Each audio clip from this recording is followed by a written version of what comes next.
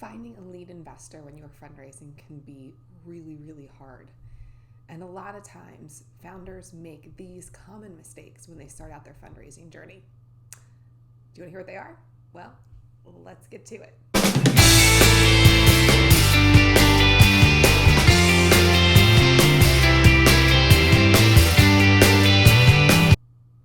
Hey there, female founders. My name is Lauren Kane, and I am here to support you on your fundraising journey.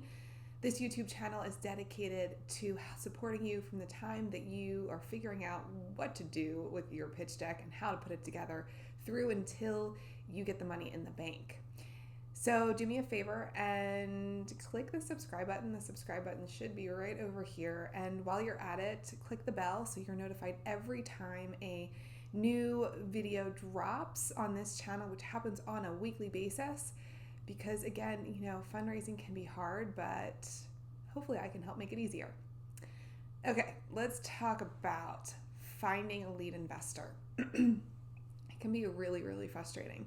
A lot of times you are out there talking to investors, you feel like you're getting some traction, maybe you have a couple meetings, and then you get the dreaded talk to me when you have a lead investor.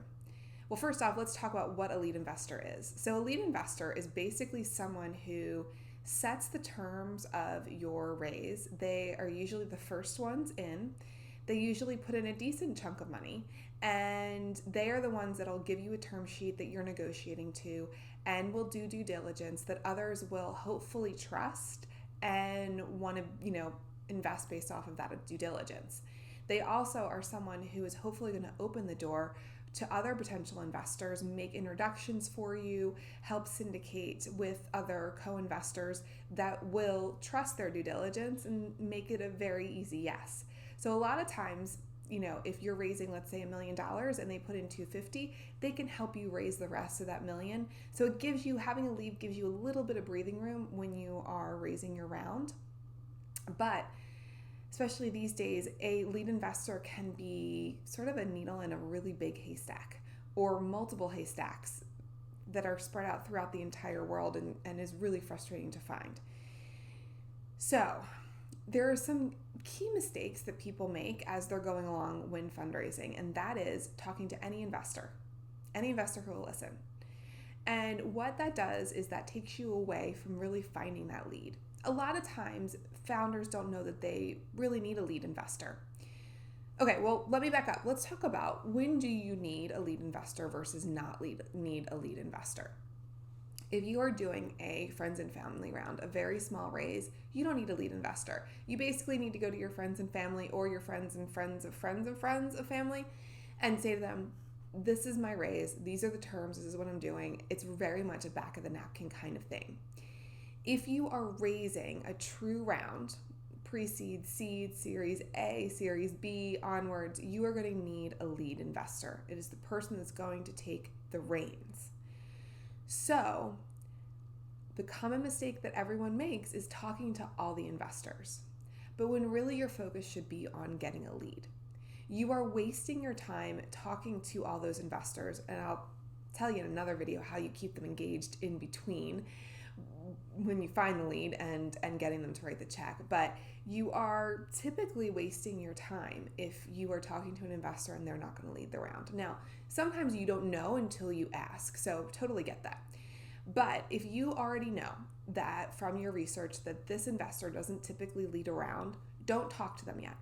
Keep them in your back pocket. Make sure you note them, how to keep in contact with them or how to reach them, but don't talk to them yet. You want to really focus on getting a lead investor. First, you need to sit down and think through who is your ideal investor. I talk about it all the time. Figuring out your ideal investor is key. You might talk to potential lead investors, but they're not your ideal person, so they're not going to bite. You really need to think through what industry are you in, what niche are you in. You really need to narrow it down. You could be in tech, but you could be in a very much siloed part of tech that is very investor specific. Investors usually have a type of company that they're looking for. They have a portfolio that they go after. And so you want to see if you fit into that.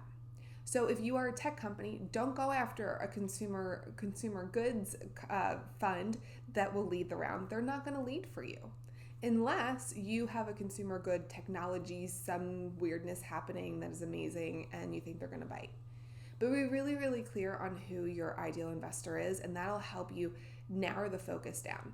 And don't feel bad that there's all these investors out there and you really want XYZ fund to be a part of your raise, but if they're not a fit, it's just really wasted time. So figure out who your ideal investor is and then start to do your research. There are some really great free resources online if you search smartly and are using keywords that help narrow down the focus. But you really want to go out and use your ideal investor criteria to make sure that you are looking for the right people. Next, once you have that list, I want you to look at their portfolio. What type of companies have they invested in? What stage? They could say one stage on their website, and then when you look up their investing history, it could say a different story. It could paint a different picture. So they might say that they're pre-seed and they invest in pre-seed companies, but they haven't done a pre-seed round that they've been included on in a really long time. Also, if they say on their website that they lead, and then you go and look at their investment history on a Crunchbase, and you see that they haven't led a round in a long time, they might not lead anymore. Their website may be a little bit out of date. So a really good rule of thumb is to look at who they've invested in, what position they've taken in that round. Are they passive or are they taking that lead role? If you can interview one of the companies in their portfolios that they've led with, that would be ideal to kind of get an idea of, okay, what is this experience really like? And then also ask for the introduction. So it's a really easy way in if you are talking to a founder that's already part of their portfolio. But once you have a lead investor that you are talking to, you want to make sure you want to understand how active are they? Of the companies that they have recently invested in, what percentage have they helped syndicate that out? Well, how much were they responsible for raising? Or on average did they bring in? Do they have an expanded network of other investors that they can go out to, whether it be other funds or other angels? You've got to ask some questions. You don't want to go into this relationship with your eyes shut. You want to go in wide open. Trust your gut too. If you are talking to a lead investor and it doesn't feel right, it's okay to say no. It's okay to walk away. They might not be your person, and that is okay. Sometimes there's power in saying no, and it opens up the opportunity for other lead investors to walk through the door. Next, you want to see, okay, what are typically the terms that they look for in a round that they're raising? You want to make sure that these terms align with what you're looking to get out of a raise. It is designed to protect you. You don't want to take on some terms that down the road are going to bite you in the booty. You want to make sure that the terms are favorable for both the investor and also you as the founder or co-founder. Okay, lastly, now that you have a list and a plan of attack of ideal investors, how are you going to get in front of them? You know that these people lead the round. You want to make sure that you meet them where they are. So where are they active on social media? Where are they most active? How can you get in front of them? Talking to, as I mentioned before, a founder of one of their portfolio companies is a great way. Do you have an in? Do your research, do your homework. Before you talk to any investor, you should always do your homework and come armed with information and questions to ask. But now that you have your list and your plan of action, you need to go execute it, and you need to go execute it with precision and consistency. If you are reaching out to investors, I highly recommend that you do, 5 to 10 outreaches per week, and then follow up over the next 2 times if you don't hear from them. And then you politely just say, okay, I guess you're not going to respond to me. I'm going to let this one go. But find it in, be a ninja. Get into your ninja mindset, and what kind of moves can you do to get in the door? Are you going on Clubhouse? Is that where they live?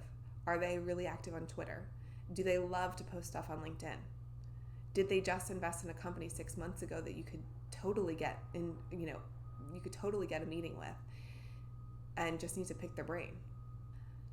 I hope that this was all super helpful for you, and I wish you all the best on your journey to find the lead investor. Check back here for more tips and tricks while you are on this fundraising journey.